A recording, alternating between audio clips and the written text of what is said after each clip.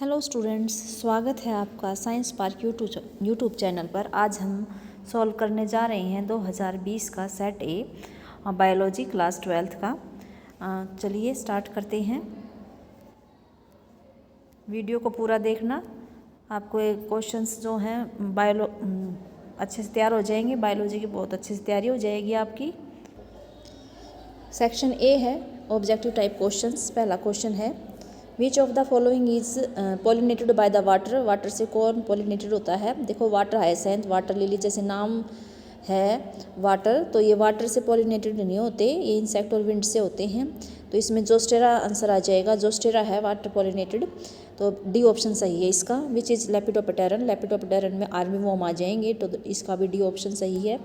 अगला क्वेश्चन है, ringworm disease is caused by. Ringworm जो है फंगस से होती है, तो डी ऑप्शन इसका भी सही, डी ऑप्शन है। अगला क्वेश्चन देख लेते हैं, which syndrome is an example of aneuploidy. Down syndrome, Klinefelter syndrome, Turner, ये तीनों ही हैं, तो ऑल ऑफ दीज आ जाएगा, डी ऑप्शन सही है। Which of the following is a part of ex situ conservation. Ex situ conservation में zoological park आ जाएगा। ये hotspot, national park, biosphere reserve in situ के हैं, तो जूलॉजिकल पार्क जो है एक्स सितु का है, तो सी ऑप्शन सही आंसर है। अगला क्वेश्चन है, व्हाट आर जीन्स। जीन्स क्या होते हैं? सेगमेंट ऑफ डीएनए होते हैं, और इनको जीन्स को हम यूनिट्स ऑफ इनहेरिटेंस भी बोलते हैं। जीन्स की बहुत सी डेफिनेशंस आई हैं। They contain the information that is required to express a particular trait in an organisms. तो ये प्रोटीन की फॉर्म में एक्सप्रेस होते हैं जीन से, तो ये आप लिख देना। अगला क्वेश्चन है, बैक्टीरियोफेज क्या होता है? The virus that infect the bacteria is called the bacteriophage, यानी वो वायरस, उस वायरस को बैक्टीरियोफेज कहेंगे जो बैक्टीरिया को इन्फेक्ट करता होगा। ठीक है। अगला क्वेश्चन है, व्हाट इज़ यूक्रोमेटिन। न्यूक्लियस में, in nucleus some region of the chromatin are loosely packed and stains light. यानी कुछ ऐसा क्रोमेटिन होता है न्यूक्लियस के अंदर जो लूजली पैक्ड होता है, और लूजली पैक्ड होने के कारण उसकी स्ट्रेनिंग है वो लाइट नजर आती है, उनको यूक्रोमेटिन बोलते हैं। और ये जो है ट्रांसक्रिप्शनली एक्टिव क्रोमेटिन होता है। लूजली पैक्ड होता है, लाइटली स्टेन्ड होता है, और ट्रांसक्रिप्शनली एक्टिव होता है। अगला क्वेश्चन देखिए, तो इसको यूक्रोमेटिन बोल देते हैं। अगला क्वेश्चन है, name the naturalist who worked on मलाई आर्किपेलागो। तो ये अल्फ्रेड वेलस है जिसने इस पे काम किया था। अगला है, साल्टेशन क्या है? सिंगल स्टेप लार्ज म्यूटेशन है जो हुगो डिवरीज ने दी थी। What is full form of MMR। Maternal mortality rate है इसका आंसर। अगला क्वेश्चन देखते हैं, what is the scientific name of baker cyst. Saccharomyces cerevisiae.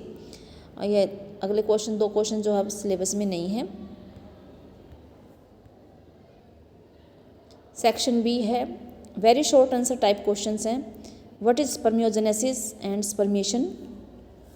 देखिए, स्पर्मियोजेनेसिस क्या होता है? It is a process of transforming spermatids into mature spermatozoa, यानी स्पर्मेटिड से स्पर्मेटोजोआ बनना। डिफ्रेंशिएशन के थ्रू उसको बोलते हैं स्पर्मियोजेनेसिस। स्पर्मिएशन क्या है? Sperm heads are embedded in the Sertoli cells to obtain nourishment and finally released from the seminiferous tubule by the process called the spermiation। यानी कि स्पर्म का सेमिनिफेरस ट्यूबुल से रिलीज होना क्या कहलाता है? स्पर्मिएशन। और स्पर्मियोजेनेसिस क्या है? उसका डिफ्रेंशिएशन होना स्पर्म के, स्पर्मेटिड से स्पर्म में। तो इस तरह से हो जाएगा। अगला देख लेते हैं क्वेश्चन। अगला क्वेश्चन है, what is artificial insemination, write its advantages. तो ऊपर है इसका आंसर, देखिए, the semen is collected either from the husband or a healthy donor. Semen collect करते हैं या तो हस्बैंड से या फिर हेल्थी डोनर से। उसको आर्टिफिशियली जो है आर्टिफिशियली इंट्रोड्यूस किया जाता है आइदर इनटू द वेजाइना और into the uterus of the female. Advantage क्या है इसमें? जो इनफर्टाइल केस होते हैं जिसमें जो either due to the inability of the male, या तो मेल पार्टनर जो है इजैकुलेट ने इंसेमिनेट ना कर पाए फिर मेल को, या वेरी लो स्पर्म काउंट हो, उस केस में हम ये टेक्निक अपनाते हैं आर्टिफिशियल इंसेमिनेशन। ये इसके एडवांटेजेस हैं। अगला है, what are the sexually transmitted disease. Name various STDs. Disease or infections which are transmitted through the sexual intercourse are collectively called the sexually transmitted disease. इसको सेक्सुअली ट्रांसमिटेड डिजीज बोलेंगे। Example देखिए, gonorrhoea, syphilis, genital herpes, chlamydiasis, genital warts, AIDS, hepatitis B, trichomoniasis, ये इसके example हो गए। फिर अगला question है which are the 5 factors that known to affect the Hardy Weinberg equilibrium. इसमें जीन माइग्रेशन और जीन फ्लो हो जाएगा, जेनेटिक ड्रिफ्ट हो जाएगा, mutation, genetic recombination, natural selection, ये इसके आंसर आ जाएगी। अगला क्वेश्चन देखिए what is embryogenesis, right about the process involve it. इसमें क्या होता है, it is a process of embryo development from zygote. Zygote से एम्ब्रियो बनना क्या कहलाता है, एम्ब्रियोजेनेसिस। जाइगोट कैसे इसकी डेवलपमेंट होती है, zygote give rise to pro embryo. Zygote से पहले प्रो एम्ब्रियो बनेगा, प्रो एम्ब्रियो से फिर ग्लोबुलर और हार्ट शेप्ड बनेगा, फिर मेच्योर एम्ब्रियो बन जाएगा। ये इसका प्रोसीजर हो गया। अगला क्वेश्चन देखते हैं what is palindrome in DNA, explain with an example. Palindrome क्या होता है, palindrome in DNA is a sequence of base pairs that read same on the 2 strands when orientation of reading is kept the same. इसका example है देखिए 5 to GAATTC 3 अगर हम इसको उल्टा या सीधा पढ़ेंगे तो देखो एक जैसा पढ़ा जाएगा। ओरिएंटेशन जो है इसकी 2 स्ट्रैंड्स की अगर सेम रखेंगे, ओरिएंटेशन सेम का मतलब 5:3 ऊपर वाला स्ट्रैंड और नीचे वाले स्ट्रैंड को भी 5:3 पढ़ेंगे तो ये इसका मतलब ओरिएंटेशन सेम है। GAATTC और नीचे से भी 5:3 पढ़ेंगे तो GAATTC, तो इसको पैलिंड्रोमिक सीक्वेंस बोल देते हैं। अगला क्वेश्चन है name the positive agent of pneumonia, right symptoms of the disease. तो इसका है स्ट्रेप्टोकोकस निमोनिया है, 2 दे रखे हैं, हीमोफिलस इन्फ्लुएंजा भी, इससे भी निमोनिया होता है। नोवा क्वेश्चन अब सिलेबस में नहीं है। अगला 11वां क्वेश्चन भी नहीं है। Right various symbols used in human pedigree analysis में कौन से सिंबल यूज किए जाते हैं। देखिए मेल के लिए तो ये है स्क्वायर है, सर्कल है फीमेल के लिए, और ये जो टेढ़ा वो है ये सेक्स अनस्पेसिफाइड के लिए है, जिसका सेक्स पता ना हो, अनस्पेसिफाइड हो कि मेल है फीमेल है, उसके लिए ये किया जाता है। जो रेड में है, तीनों जो रेड में दिखा दिए हैं इसका मतलब इनको कोई ना कोई बीमारी है या अफेक्टेड इंडिविजुअल्स होते हैं। सर्कल और स्क्वायर के बीच में जब ये एक लाइन लगा दी जाती है तो इसको बोलते हैं मेटिंग, यानी उनकी मेटिंग हो गई। जब 2 लाइन लगा देते हैं तो मेटिंग बिटवीन रिलेटिव्स में, यानी कि रिलेशंस में जो है मेटिंग होगी, जैसे चाचा मामा की लड़की वगैरह इस तरह से हो जाती है परिवार में ही। और ये देखो पेरेंट्स, अब ऊपर वाले पेरेंट्स हो गए जिनकी मेटिंग दिखा रखी है, नीचे जो लाइन ड्रॉ कर रखी है फिर 2 बच्चे दिखा रखे हैं, एक फीमेल है एक मेल है। लेफ्ट बर्थ जो लेफ़्ट टू राइट है, यानी पहले जो लड़की है फिर बाद में है वो लड़का है। फिर parents with male child affected with, इसमें तो जो पहले दिखा रखे हैं पेरेंट्स इसमें तो नॉर्मल है, लड़का भी लड़की भी, लेकिन आगे जो नीचे दिखा दिया इसमें अफेक्टेड चाइल्ड दिखा दिया है, मेल जो बच्चा हुआ है वो अफेक्टेड है, रेड से दिखा रखा है। इसमें 5 लिख के दिखा रखे हैं, 5 बच्चे हैं, 5th है जो 5 अनअफेक्टेड ऑफ सफरिंग्स हैं। ये सिंबल्स यूज किए जाते हैं पेडिग्री एनालिसिस में, तो आप इनको अच्छे से कर लेना, कोई मुश्किल नहीं है ये। अगला क्वेश्चन देख लेते हैं।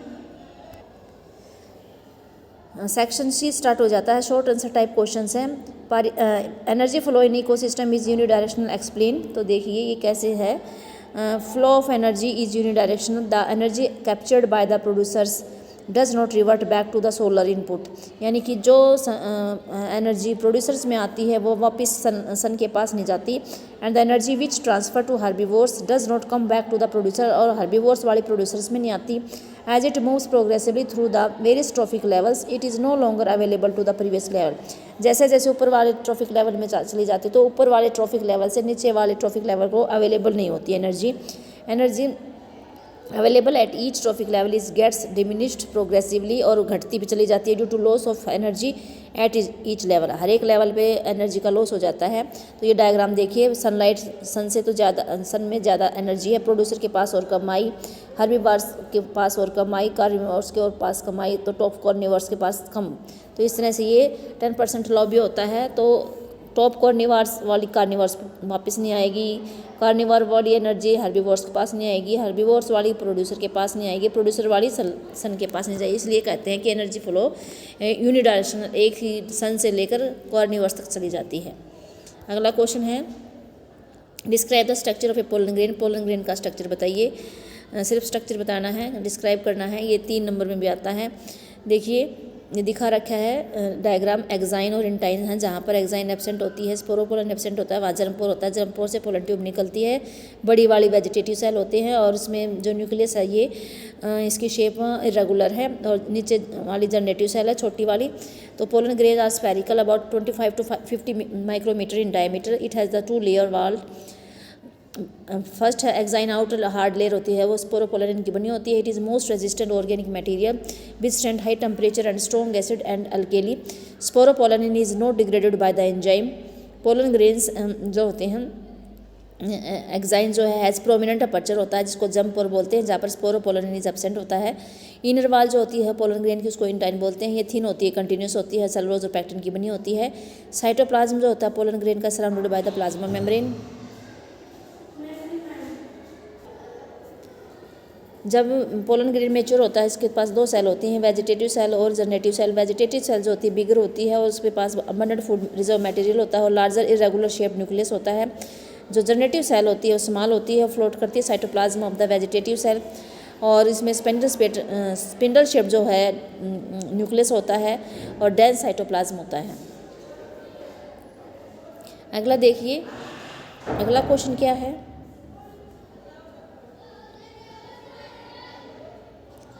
Dry well label diagrammatic sectional view of male pelvis showing reproductive system. सिर्फ डायग्राम बनाना है और ये देखिए डायग्राम में क्या है, इस तरह का डायग्राम बना है सेक्शनल व्यू मेल पेल्विस के थ्रू। इसमें देखो दिखा रखा है यूरेटर दिखा रखा है। यूरेटर फिर क्या है, यूरेटर किस में आ रहा है, यूरिनरी ब्लडर से यूरेटर निकलता हुआ दिखा रखा है। फिर है यहाँ पर सेमिनल वेसिकल्स दिखा रखे है साइड में देखिए और वास्ट डिफरेंस दिखा रखा है। वास्ट डिफरेंस है ये जो डक्ट है इसकी। प्रोस्टेट ग्लैंड दिखा रखा है देखिए, पेनिस है, यूरिथ्रा है, ग्लास पेनिस है, फोरस्किन है, यहाँ टेस्टिस है, स्क्रोटम है और यहाँ देखिए प्रोस्टेट के नीचे जो है बल्बो यूरिथ्रल ग्लैंड्स हैं और इजैकुलेटरी डक्ट देखिए, ये सेमिनल वेसिकल्स और जो ये है यूरिनरी ब्लडर से जो बाहर आ रही है इसमें देखिए दिखा रखी है, इसमें रेक्टम दिखा रखा है, एनस दिखा रखी है।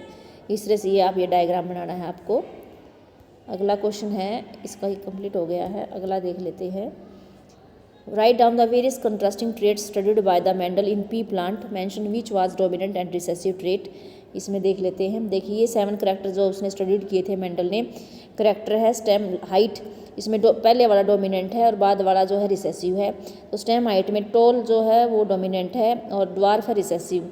फ्लावर कलर में वायलेट कलर जो है dominant, white recessive. Flower position में एक्सियल डोमिनेंट, टर्मिनल रिसेसिव। पोड शेप में inflated dominant, constricted recessive. Pod colour में ग्रीन डोमिनेंट और जो येलो है वो रिसेसिव है। सीड शेप में राउंड डोमिनेंट और रिंकल्ड रिसेसिव। सीड कलर में येलो डोमिनेंट और ग्रीन रिसेसिव। देखिए यहाँ पर जो पोड कलर है और सीड कलर है, जो पोड कलर और सीड कलर है इसमें थोड़ा ध्यान रखना है, बच्चे इसमें कंफ्यूज हो जाते हैं भाई। एक तो ग्रीन पोड कलर का ग्रीन जो छिलका होता है वो ग्रीन होगा, वो डोमिनेंट होता है और येलो वाला है जो वो रिसेसिव होता है। सीड का कलर जो है, सीड देखना है, येलो वाला तो डोमिनेंट है, ग्रीन वाला रिसेसिव, थोड़ा इसमें ध्यान रखना है। अगला क्वेश्चन क्या है, give 3 hypothesis for explaining why tropics show greatest level of species richness. ये देखते हैं क्या है। There are the 3 different hypotheses proposed by the scientists for explaining species richness in the tropics. Tropical latitude, first अब tropical latitudes receive more solar energy, यानी tropical जो latitude वहाँ ज़्यादा सोलर एनर्जी आती है टेम्परेट रीजन की अपेक्षा, which leads to high productivity and high species diversity, जिसके कारण हाई प्रोडक्टिव हो जाती है। हाई प्रोडक्टिविटी के कारण स्पीसीज डाइवर्सिटी भी ज़्यादा हो जाती है। सेकेंड क्या है, tropical region have less regional variation, उसमें सीजनल वेरिएशन बहुत कम होती है। एंड हैव ए मोर और लेस कॉन्स्टेंट एनवायरनमेंट, और एनवायरनमेंट भी कॉन्स्टेंट रहता है।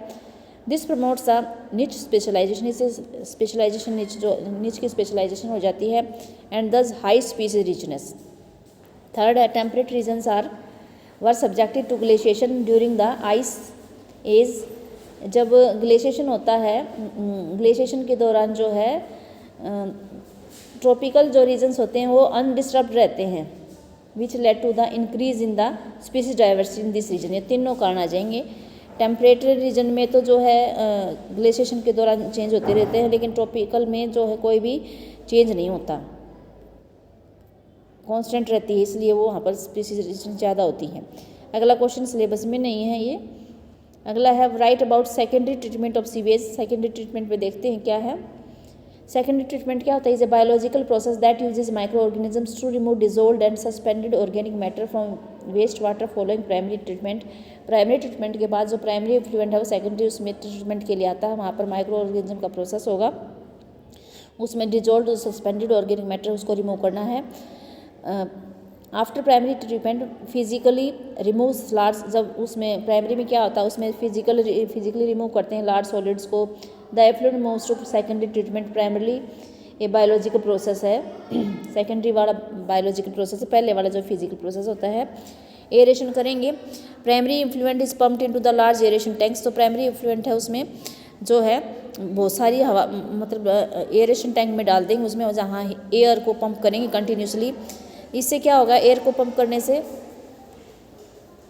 This encourages the vigorous growth of useful aerobic microbes. इससे जो है एरोबिक माइक्रोब्स हैं जो एयर की प्रेजेंस में ग्रोथ करते हैं उनकी संख्या बहुत ज़्यादा बढ़ जाएगी, जैसे बैक्टीरिया और फंजाई हैं।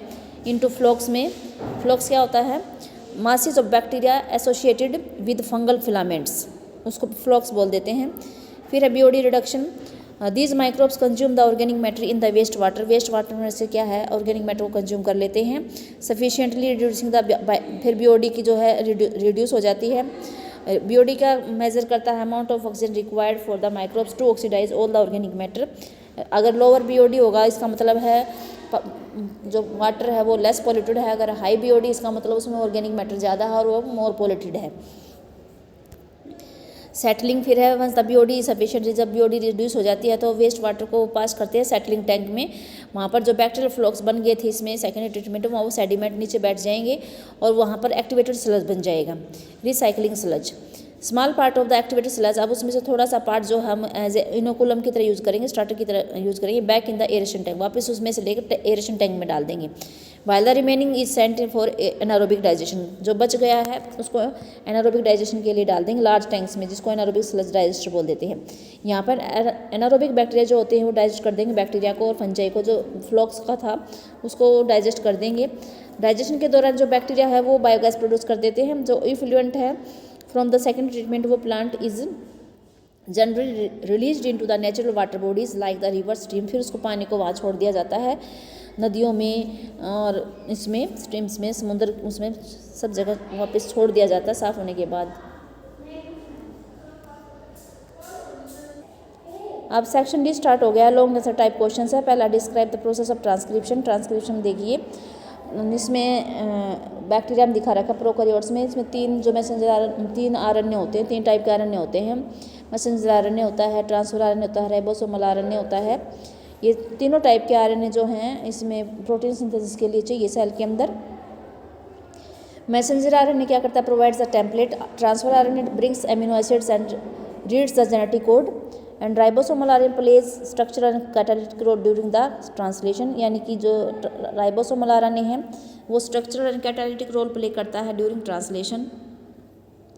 There is a single DNA dependent RNA polymerase, एक ही आरएनए पॉलीमरेज है तो कैटालाइज करेगा transcription all types of RNA in bacteria.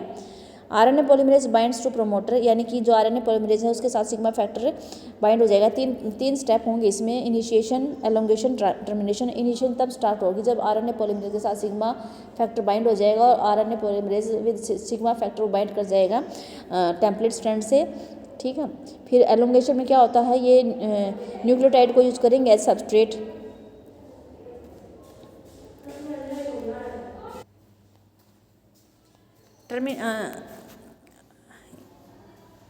And polymerase in the template dependent fashion following the rule of the complementarity. फिर elongation हो जाएगी, इसमें क्या होता है, हेलिक्स ओपन होता चला जाएगा और नए न्यूक्लियोटाइड ऐड होते चले जाएंगे, तो ये एलोंगेशन कंटिन्यू रहेगी। Only a short stretch of RNA remaining bound to the enzyme, जो है एंजाइम के साथ छोटा सा आरएनए ही बाउंड रहेगा। फिर टर्मिनेशन में क्या होता है, जब पॉलीमरेज जो है टर्मिनेशन रीजन पे पहुंचता है, टर्मिनेट रीजन पे, तो वहाँ आरएनए भी रिलीज हो जाता है। आरएनए और टर्मिनेशन रीजन में पहुंचने के बाद वहाँ पर एक रो फैक्टर है वो उसके साथ बाइंड हो जाएगा और जो है आरएनए भी रिलीज, पॉलीमरेज भी रिलीज हो जाएगा और जो नेसेंट आरएनए बनना है वो भी निकल जाएगा बाहर। तो इसी तरह से टर्मिनेशन हो जाएगी। अगला है describe VNTR technique. VNTR technique क्या होती है?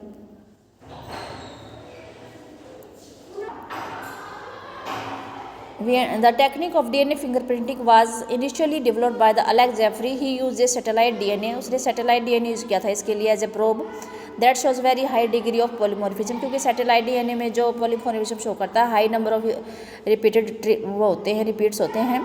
उन्होंने रिपीट्स को variable number of tandem repeats कहा था, VNTR बोला था। The technique as use involve Southern blot, इसमें साउथर्न ब्लॉट यूज करते हैं hybridisation using radio labelled VNTR as a probe, मतलब VNTR को रेडियो लेबल्ड बुला गया है, उसको प्रोब बोला गया है। इसमें आइसोलेशन करेंगे DNA का, फिर digestion of DNA by restriction endonuclease, फिर उसको कट करेंगे, फिर उसको उसके जो DNA फ्रेगमेंट्स बन गए हैं कट करने के बाद उनको जाइल इलेक्ट्रोफोरेसिस से सेपरेट करेंगे, फिर उनको ट्रांसफ़र करेंगे उन फ्रेगमेंट्स को transferring blotting of separated DNA fragments to synthetic membranes, जैसे कि नाइट्रोसेलुलोज और नाइलोन, वहाँ पर ट्रांसफ़र करने के बाद क्या होगा, उनकी हाइब्रिडाइजेशन हो जाए। हाइब्रिडाइजेशन करवाएंगे VNTR प्रोब के साथ, जो DNA हमने आइसोलेट किया है उसके साथ हाइब्रिडाइजेशन करवाएंगे एंड फिर डिटेक्शन करेंगे of hybridised DNA fragments by autoradiography से उसकी डिटेक्शन करेंगे। VNTR जो है वो सैटेलाइट DNA से बिलोंग करते हैं, उनको मिनी सैटेलाइट भी बोलते हैं। स्मॉल DNA सीक्वेंस जो is arrange randomly in many copy numbers, छोटा सा जो DNA सीक्वेंस होता है वो कई बार मतलब बहुत ही कॉपी होती है उसकी।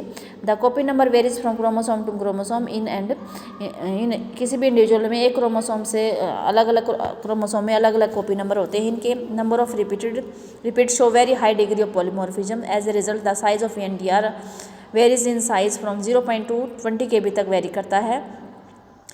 तो after hybridisation with VNTR probe, जो हमने हाइब्रिडाइजेशन की थी, the autoradiogram gives the many bands, autoradiogram से बहुत से बैंड्स प्राप्त, अलग अलग साइज के बैंड प्राप्त होते हैं।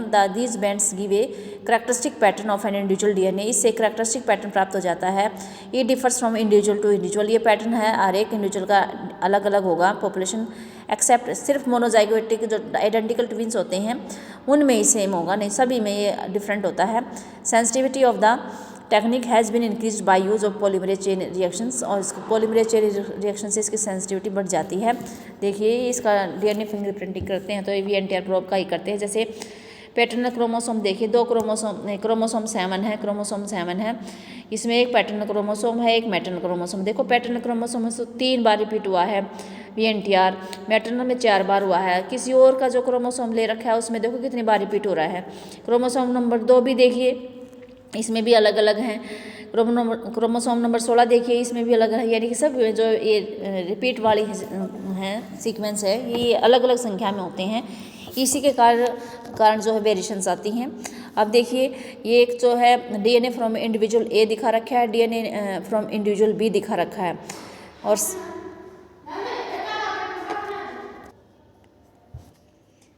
जो देखिए C से हैं, अब ये देखिए AB से 2 से ले लिए हमने क्रोमोसोम पर, इनके बैंड हैं देखिए कैसे कैसे हैं। और C का देखिए, अब हमने ये देखना है number of short tandem repeats कितने हैं, 7 में कितने हैं, 2 में कितने हैं, 16 में कितने हैं। C का क्राइम वाले से ये मिला हमें, और ये 2 इंडिविजुअल है इनका ये। अब ये देखो क्राइम सीन पे जो मिला है वो किस से मैच कर रहा है, B में से, तो B से मैच कर रहा है। तो इससे हम ये पता लगा सकते हैं VNTR का यूज़ करके भाई कैसे उनका, क्योंकि फिंगरप्रिंट जो है सेम के तो मिलते जुलते ही होंगे, इनका जो ये ऑडियो रेडियोग्राफी है सिमिलर आ जाएगा। तो इससे हम ये कर सकते हैं VNTR यूज़ करके फोरेंसिक साइंस में हम उसका क्रिमिनल को ढूंढ सकते हैं। अगला क्वेश्चन क्या है, अगला क्वेश्चन दे रखा है describe life cycle of Plasmodium.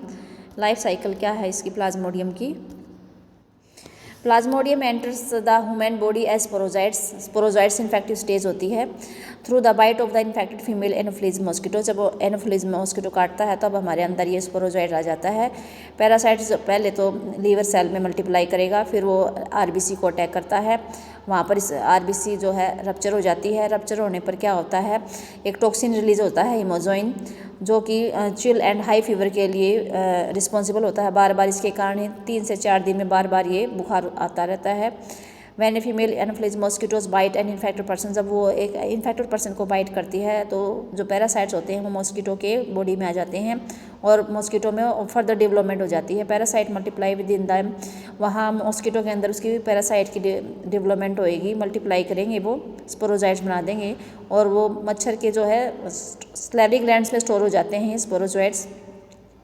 फिर ये मच्छर जब काटते हैं वुमेन को तो स्पोरोजाइट्स के सैलिवरी ग्लैंड से जो है वुमेन के बॉडी में आ जाते हैं, एंटर कर जाते हैं, thereby initiating the events, और ऊपर वाले सारे इवेंट्स दोबारा से हो जाते हैं। It is interesting to know that malarial parasite require 2 host को 2 होस्ट चाहिए, एक वुमेन और एक मॉस्किटो। अपनी लाइफ साइकिल कंप्लीट करने के लिए 2 होस्ट चाहिए। Female Anopheles mosquito is the vector transmitting agent, ये वेक्टर भी है। अगला देखिए जिसने दिखा रखा है हाथ, देखो इस पर मच्छर ने काटा, स्पोरोजोइट्स एंटर कर जाएंगे और ये फिर लीवर सेल है, यहाँ पर ये अपना मल्टीप्लाई करेंगे, ब्लड के थ्रू इसमें आ जाएंगे। फिर देखिए यहाँ ये एसेक्सुअल रिप्रोड्यूस करेंगे ये लीवर सेल के अंदर, फिर ये लीवर सेल बर्स्ट हो जाएंगे, ब्लड में फिर आ जाएंगे। फिर ये आरबीसी, ये फिर ये क्या है आरबीसी में करेंगे, यहाँ भी ये आरबीसी के अंदर भी ये सेक्सुअल रिप्रोड्यूस करेंगे और ये आरबीसी जो है बस्ट हो जाती हैं और फिर ये साइकिल चलती रहती है। इस साइकिल से फीवर आता है, बार बार ठंड लगती है और फिर ये नई सेल्स को इन्फेक्ट करते हैं, नई आरबीसी को इन्फेक्ट करेंगे। देखिए फिर लास्ट में क्या होता है, ये साइकिल बार बार चलती है तो सेक्सुअल स्टेज है, गेमेटोसाइट्स बन जाते हैं आरबीसी के अंदर, मेल और फीमेल दोनों के बन जाते हैं। फिर ये जो है ये सब बन गया है, ये किसके है, ये मैन की बॉडी के अंदर हो रहा है। जब वुमेन की बॉडी को इन्फेक्टेड है वो और कोई मच्छर एनाफिलीज मच्छर उसको काटती है, देखो दोबारा काटा तो यहाँ से ये मेल और फीमेल उसके अंदर गेमेटोसाइट मच्छर के अंदर आ जाते हैं।